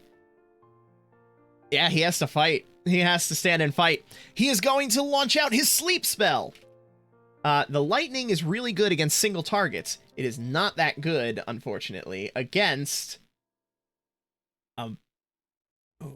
against vermin. Vermin are minions. Okay. So, the sleep spell, however, could be very effective. Let's see. Where are the spells? Let's go check that out, because I know the sleep spell. Sleep will defeat one boss or d6 plus level minions if it hits. Okay, that's going to be possibly very clutch. So he's going to attempt to cast that spell. They are level 3. He has a +1 to his spell casting, so he needs a 2 or higher. We've been here before. We rolled a 4. Excellent. So now we roll a 1d6 and add 1 to it. And that is how many minions are put to sleep and defeated. 4. Which does not... It does! It does, because it's 4 plus 1. That's... Wait, no, I rolled a 3. So 3 plus 1 is 4. It does not hit the halfway point. But there are now only 5 minions left. Oh, he's gonna die. He is absolutely gonna die right here. Probably should have done protect first. No. Getting rid of 4 of the minions was definitely the better way to go. The necessary way to go. Alright. So... Oh gosh. That means it's time for them to go. They get to strike back. With... What do they roll? What do they get? They have a level 3. That's fine. Normal stuff. There are 5 of them left, and he is all alone, which means he needs to avoid 5 attacks. If he gets hit 3 times, he goes down. He needs a 3 or higher, which means he has a 2/3 chance of succeeding every roll. Let's find out what happens. Okay, first strike, he manages to dodge out of the way of the first swarmling. The second one comes in, and he fails, taking the first wound of the game. Bringing him down to 2. I have a feeling it will not be the last one. There are 3 attacks left. The third, he manages to avoid after the second one digs into his side with tiny little fangs. The fourth comes in again, and he manages to just barely squeak out of the way, meaning he will survive this, if barely. And the fifth one comes in for a final strike and does manage to land the hit, bringing our dear wizard friend to a 1 hit point. Battered, bleeding, stabbed by these tiny little goblin swarmlings, he has to act. His choices are to cast Protect on himself to give him a bonus, or to try to get that sleep spell off one more time. Because all he needs to do is knock out one more minion, and they'll have to make a morale check. However, if they do not fail the morale check, they very well may finish him off on the next round. Oh boy. Oh boy, this is rough. All right, here we go. Making that sleep check. Let's hope he does it. Otherwise, we're about to lose our first guy. Oh, the only number he couldn't roll, a 1. Oh no. As he attempts to work his magic, but the pain from the wounds is just too much. And he begins to falter as the swarmlings come in for another strike. We have 5 attacks. He needs 3 or higher on all of them to not hit 0. All right, the first one he manages to make. And then immediately rolls a 1. What is with him and 1s? Oh my goodness. I believe that 0, you go down. But I'm going to check that. No, they would have to clear out that other room, but we're going to find out if they manage to get in and save him, is the question. Let's find out. Clues and blah, blah, blah, blah, blah. Come on. Don't do this to me, game. Where are the details on your life points, please? One thing I will say, the book is not the best laid out. There's some weird orders here. Who is attacked? Blah, blah, blah, blah, blah. Come on, health, health. Increasing level, blah, blah, blah. Why are you doing this to me, game?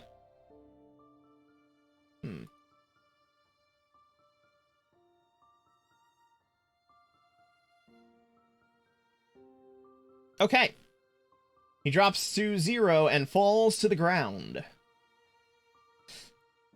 We're gonna make that call since it seems to be the way it should be. I don't think he's dead, but he's definitely going down. All right, and then we return to our party, and we find out what they're doing as they rush into room 18, hoping to loop back around and save their companion. Room 18. All right. Room 18. To the north is a wooden door with a large pull ring. The northeast is a natural-looking tunnel. Directly to the east is a door made of driftwood. Skrull, with a bursting roar, rushes to the next door and bashes it down, finding the wizard just impaled by the next goblin and falling to the ground. they enter combat. Kara the Witch launches a fireball, as she does at the beginning of everything. That's lucky. Lucky that there was nothing in there. Alright, Kara the Witch launches a fireball and does not explode. I guess she really didn't care about killing them. However, that does wipe out 2 of them. The bandages would heal 1, but that healing pot is probably what they're going to have to use on him, unfortunately, even though it would be so much better on the Barbarian. Yeah, they're going to give him a bandage. They'll get him back up again later. Anyway, Kara launches out the fireballs, taking out 2 of the remaining minions, bringing them below half, and now they make their morale check. The Goblin Swarmlings make their morale at a -1, which means they will run away if it is a 3 or higher. Or a 4 or lower, whatever it is.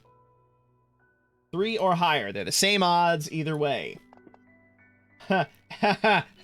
And they stand and fight. The Swarmlings, having tasted wizard blood, turn the remaining 3 of them, now going for the newcomers. Skrull lets out a bellowing roar and rushes in with his War Club, which can actually do what it's supposed to do now with a +2. But he does not manage to get the extra damage off. He does get 1, however, and swipes it to the side, catching one of the Swarmlings, flinging it against the wall. Rance then jumps in with his knives, cutting, slashing, attempting to bring down the remaining 2. And with a 6! With a 7! That multiplies out the defense of 3, meaning that he brings out his knives and neatly slashes 2 goblins, 1 with each blade. They fall to the ground. They rush over to their wizard companion, take one of the bandages from his pack, and quickly bandage him up, giving him 1 hit point back. Oh, goodness. Our wizard friend slowly returns to his feet, and our travelers take a moment to catch their breath, and then make their way back into room 18. Room 18, an empty... Oh, wait, might not be empty anymore. We gotta make that wandering monster check. We saw what happened last time. Not a wandering monster. However, this is an empty room. Because this is an empty room, we can search it. Searching an empty room. Sorry, looting. Searching a room. There we go. Oh no. So we're going to attempt to search. On a 1, wandering monsters attack. On a 2 through 4, room is empty. And on a 5 or 6, we find something. So, let's make this roll. A 5, we find something. We can find a clue. There are no secret doors because this is a pre-generated map, or a hidden treasure. Clues can be useful.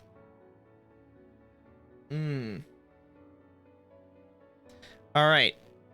I'm going to have us get... I think the clue is going to be the most useful long term. The treasures would be nice if we ever get out of here, but it certainly seems difficult that we're going to. So, we're going to take that clue, and we'll give it to Rance, who is searching the room. Once you get 3 clues, you get a powerful bonus. So, we have the first of 3 clues. Alright, we then make our way to the north, to room 16. Because again, we must full clear this place, come on. Room 16! Uh-oh. Uh-oh. Oh no! This is a makeshift kitchen with stockpiles of food provisions. An impressively fat ogre, apparently the Corsair's cook, is stirring a large cauldron over a fireplace. He keeps a large cleaver and a rolling pin handy. This is a level 5 boss. 6 life points. Each hit from the Ogre Chef inflicts 2 life points of damage. Oh no. If a fight occurs at the start of the battle, the Ogre Cook will attempt to throw the contents of the cauldron. All characters must save versus 3 or lose 1 life point, which will be enough to down our poor wizard again. Alright. Our heroes, already having seen one of their own come very near to death, will waste no time in rushing into action. Kara doing her signature move and launching off her fireball. With a +2, she rolls a 7, dealing 1 damage to this cook. They have 5. The cook has 5 health left. Once we have done 4 points of damage, it will make a morale check. Skrull the barbarian rushes in then, taking his war club and attempting to crack the large ogre in the side. He's also making his roll at a +2. Oh, no explosions yet. However, that 4 + 2 is a 6, which is better than 5, so he does manage to crack it in the side for another point of damage. After 3 more points... No, after 2 more points of damage, it will have to make a morale check. So, Iskovier, his pride stung, rises and attempts to launch off a lightning bolt. The lightning bolt will deal 2 damage. And he casts at a +1, which means he needs a 4 or higher. Oh, he does it! It deals 2 damage! Which means it brings it down to a total of 4 damage dealt. 4 of its 6, which is over half. That means it is time for a morale check.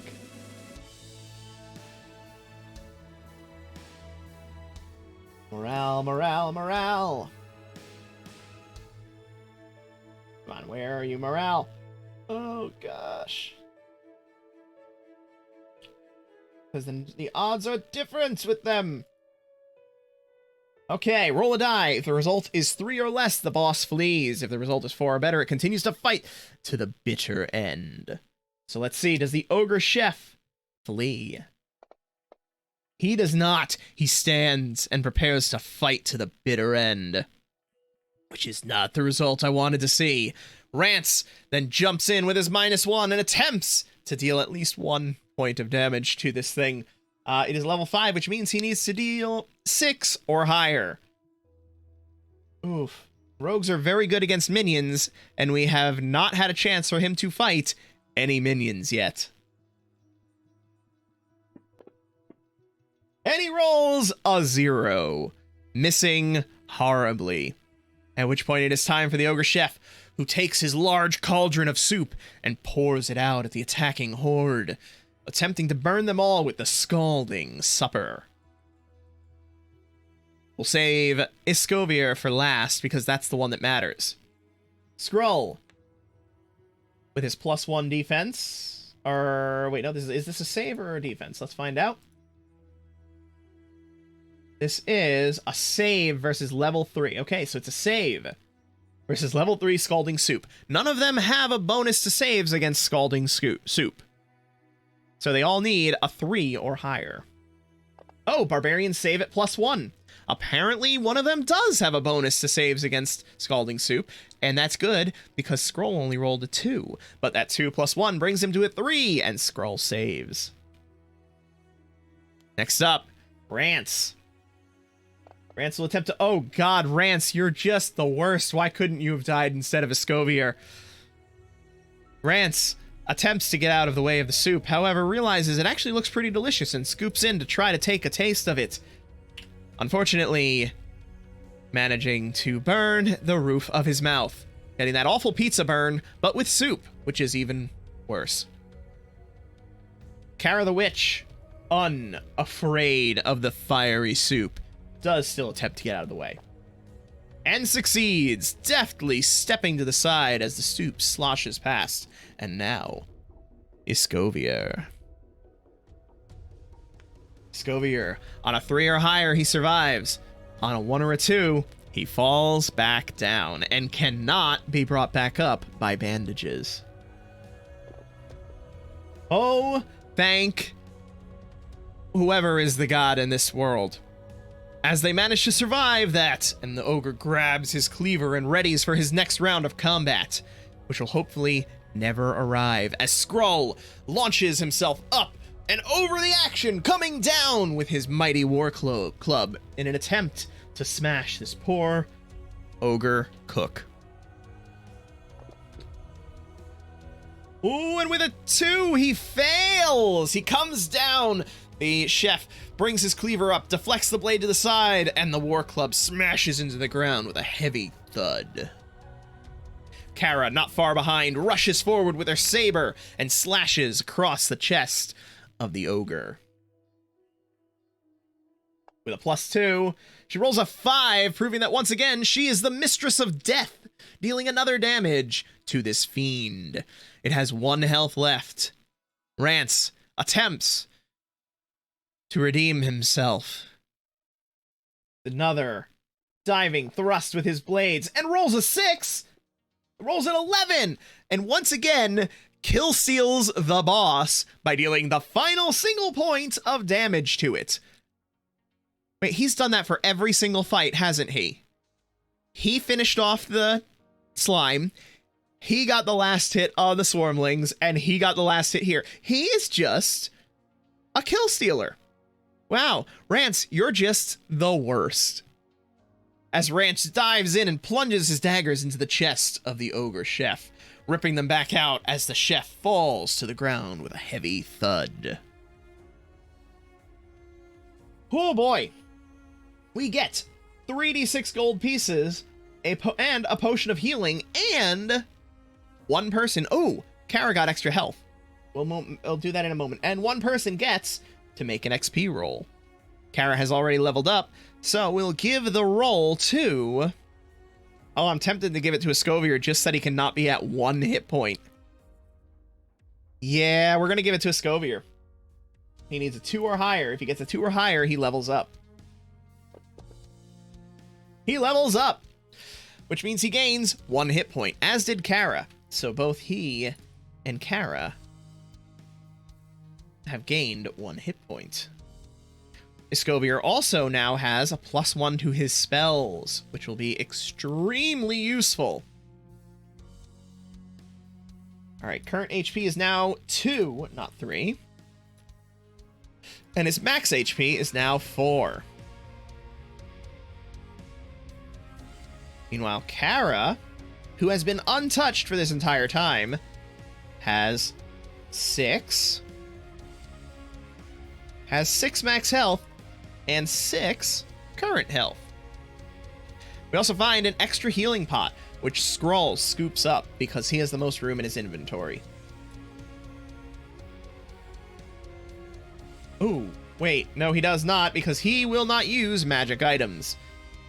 So, he'll take it just to have it, because he might shove it down the throat of Escovier. Nah, Escovier takes it.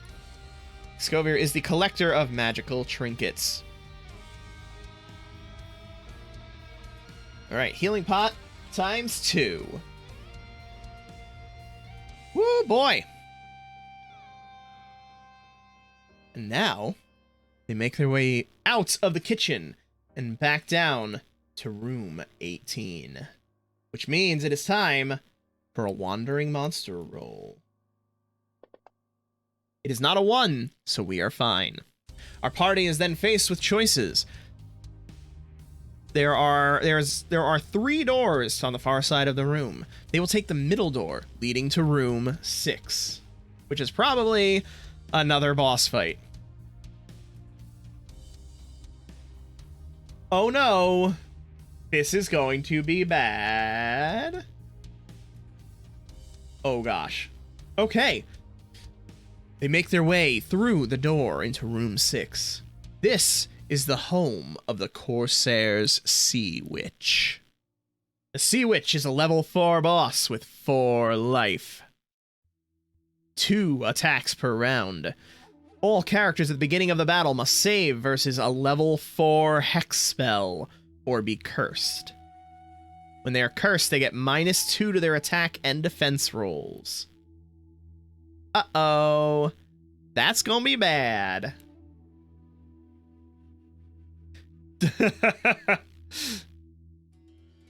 All right, so first off, they need to make their saves. Nobody has any protection against hex spells.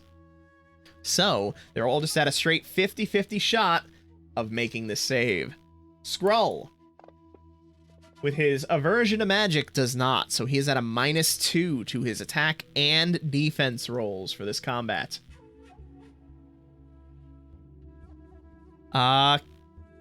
Rance is next in the order. Is it a 5? It is a 5! Thank you. Rance manages to resist the hex. Kara, unsurprisingly, is unfazed by the hex. Meanwhile, our poor wizard, Escovier, succumbs to the curse. Uh-oh. How long do curses last?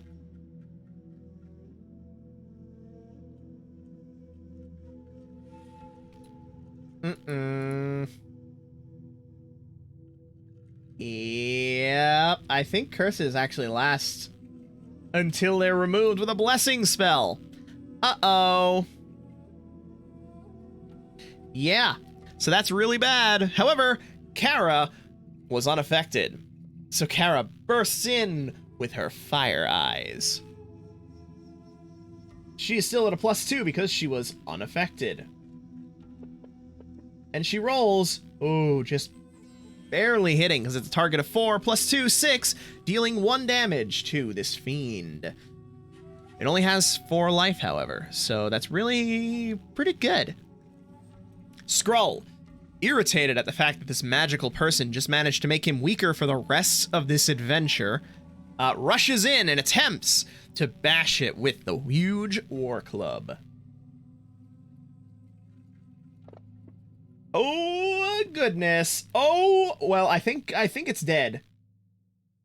With a 16, that quadruples the target number, meaning that it deals a total of 4 damage out of its 4 life, one of which had already been removed, and the barbarian pastes the witch against the wall. Wow.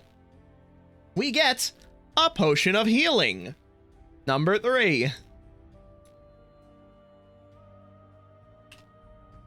We also get 3 bandages. Ooh.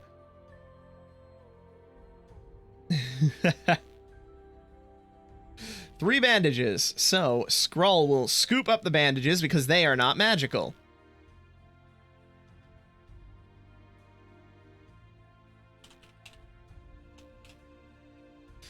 Bandages times 3. And we get a random treasure. We get, for our random treasure, number 6, which I believe makes it a magical item. Goodness me, yep, 1 random magic item from the magic treasure table.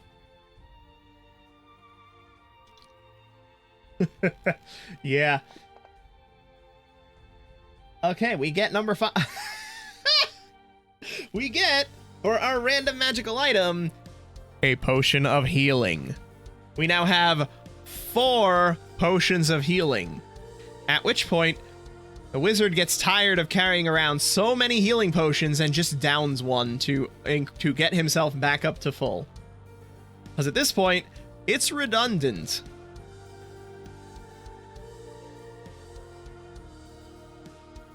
And he is, he's not the only one that's... Yeah, we need a blessing spell, a scroll of blessing. That is absolutely what we need. However, we then get an XP roll. Skrull will take this one because, oh goodness, he pasted her. As long as he does not roll a 1, he will get his level up. Oh, that was close, but he got it. So, Skrull increases his health by 1. Bring him to 9.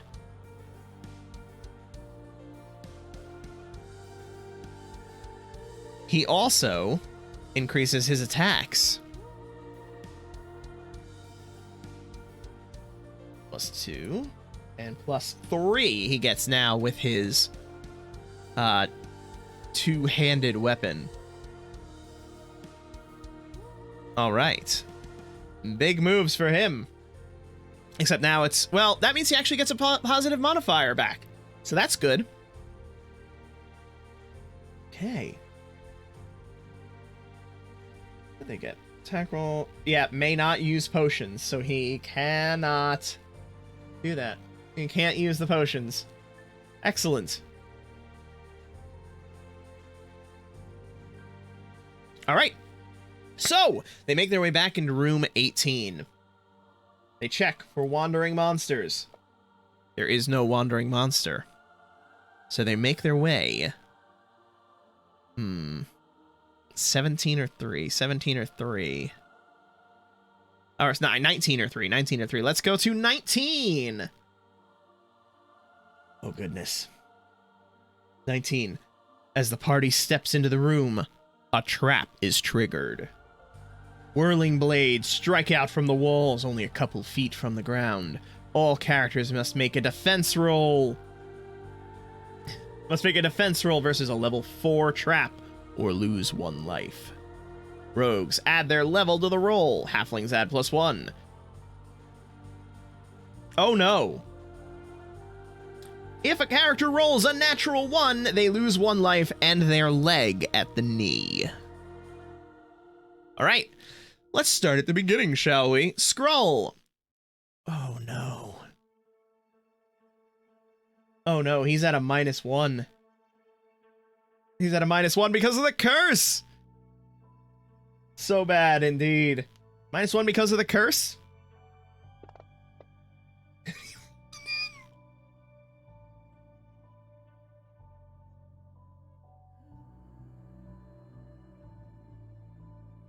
And Scroll, fresh off of his high of having pasted the witch and gaining all of this newfound power.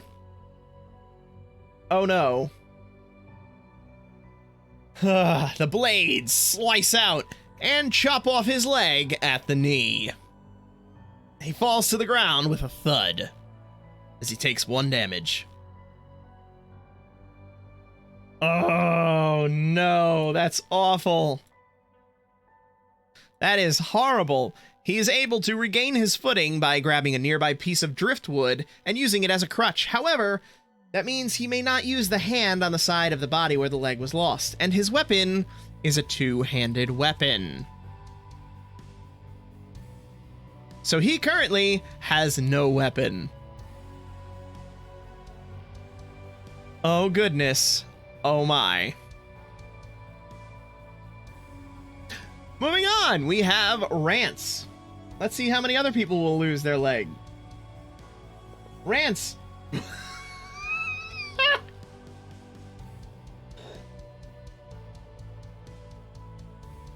Oh my gosh. Rance is also caught flat-footed by these blades despite his training with traps, and also loses his leg at the knee. And 1 hit point. Oh gosh.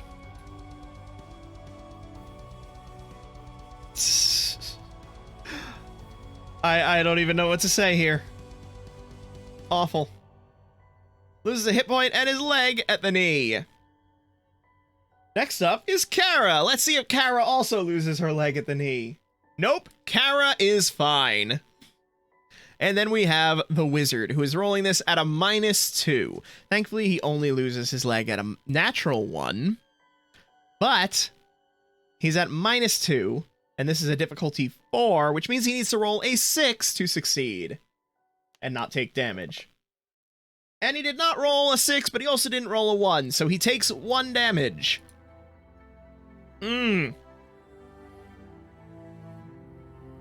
Awful. Truly awful. At which point, he will then give his dagger to the barbarian, so that the barbarian actually has a weapon he's able to fight with.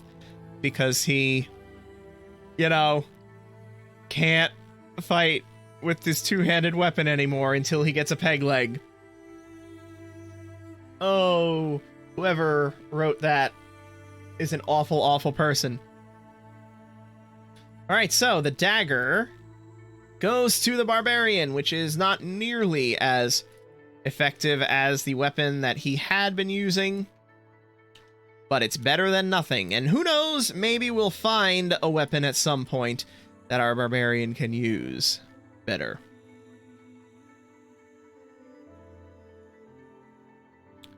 Alright. Dagger. Oh, this poor barbarian.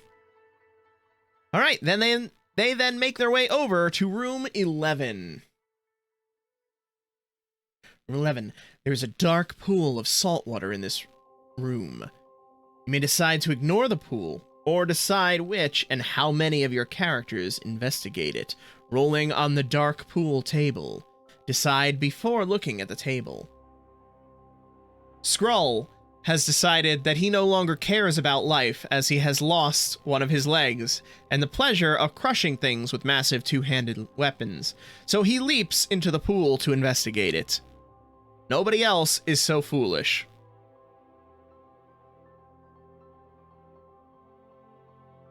Alright, so the dark pool table. We get a 4. And the dark pool table says a 4. Nothing is found. So he lands in the pool with a massive splash. He lands in the pool with a massive splash. And then slowly returns to the surface, a dejected look on his face, as he once again picks up his driftwood and begins hobbling back out into room 19. Well, not quite, because nothing was found. We can roll. No, it's not technically an empty room. Not technically an empty room, so we don't get to roll to search it. Making our way up to room number 9. Oh no.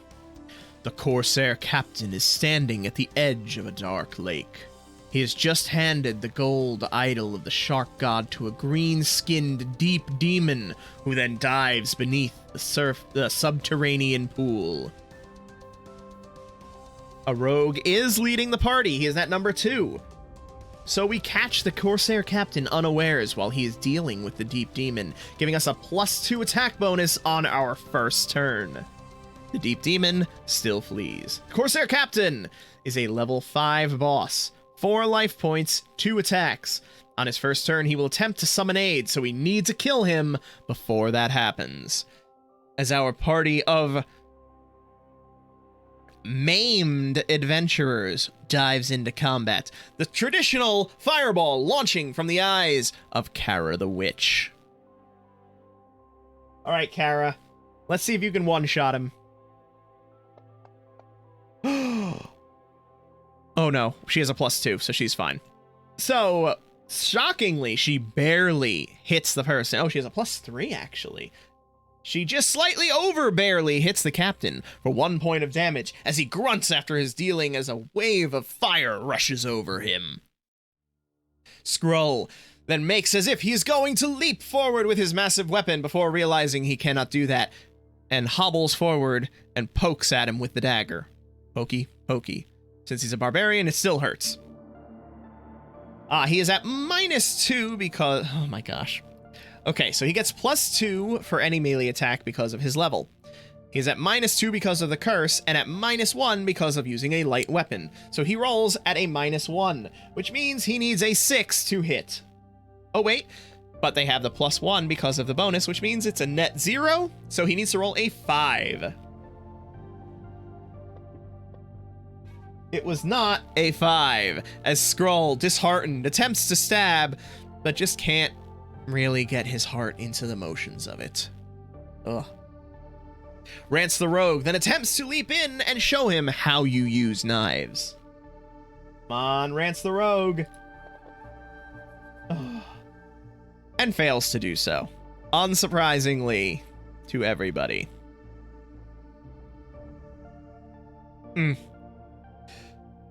Escovier, seeing how everything has just completely gone to shit, will attempt his one-hit kill spell. I think. We need to kill the sea captain, but we can put him to sleep first and then do it. So, makes his way into the room. Oh gosh. They really did have a good run for a while. However, this is not an attack roll. So he does not get the minus from the curse. It's equivalent to attacking. Okay, so it's equivalent to attacking, so I'm going to say that the curse probably does still affect him. Which means he is +2. Oh, right, I need to change that. So he's at +2 because he leveled up. -2, which means he's at a net 0. But then +1 because of the sneak attack. So he needs a 4 or higher. And if he does it, it will just straight up defeat this boss. Come on, Escovier. You have not been good in clutch situations so far. Please. Yes! With an 8, he works his magic of sleep. He works his magical sleep effect, and the Corsair captain falls to the ground with a thud. Rance then walks. Oh, nope. Rance hobbles over as well, along with Skrull, and then shows him the finer points of slitting somebody's throat while they're asleep. Skrull enjoys the act. Wow. Meanwhile, we get. What do we get? Anything. 3d6 times 10 gold pieces. 110 gold pieces, which Escovier scoops up, putting toward the blessing fund.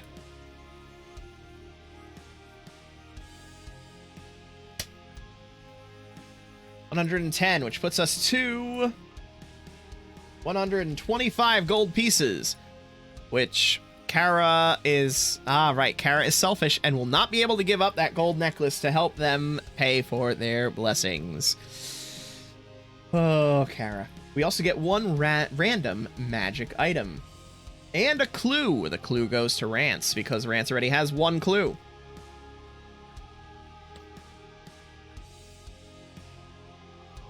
Alright, so let's roll on the magic item. If it's a 5, we cry. It was not a 5. Random magic item table. Random magic item table. We get a ring of teleportation. Allows the user to automatically pass a defense roll by moving that character out of the room. They may not take part in the current combat, but rejoins the party as soon as combat is over. Interesting. Loses its powers and becomes a simple golden ring after use. Skrull won't use it. Rance takes it. So Rance gets the ring of teleportation.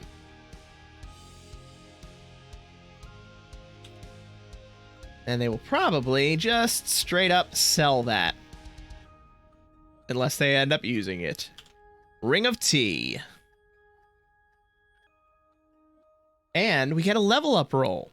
So, let's see if we can get our last party member, Rance, up to level 2. Oh, we just barely succeed. Probably shouldn't have even bothered since he is maimed.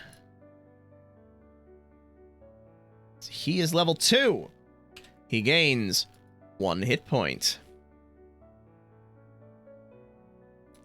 Where is it? There we go. He has now a max of 5. And a current of 3.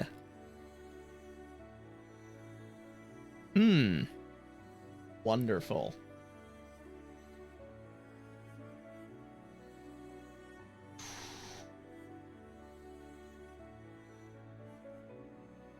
Okay. Yeah, maimed will get sympathy with the ladies. That's true. So, with that, we have taken out the Corsair Captain. 1/2 of our extra mission completed. However, the Corsair Captain did manage to give the golden statue to the Deep One before we could get away. And welcome, Cosplay Diver. We're actually about to finish up for the night, but thank you for popping in. This is 4 Against Darkness. It is a system built around being a solo game, with lots of random tables and whatnot, but they also have pre-published adventures that you can go through, which is what we're going through right now. Thanks for popping in, though.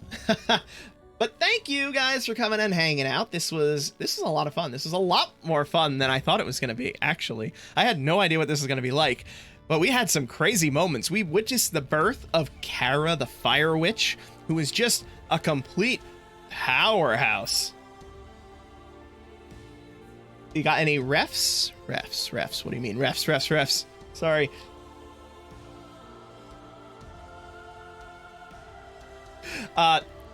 Yeah, Kara I'm not sure what you mean by refs. My apologies.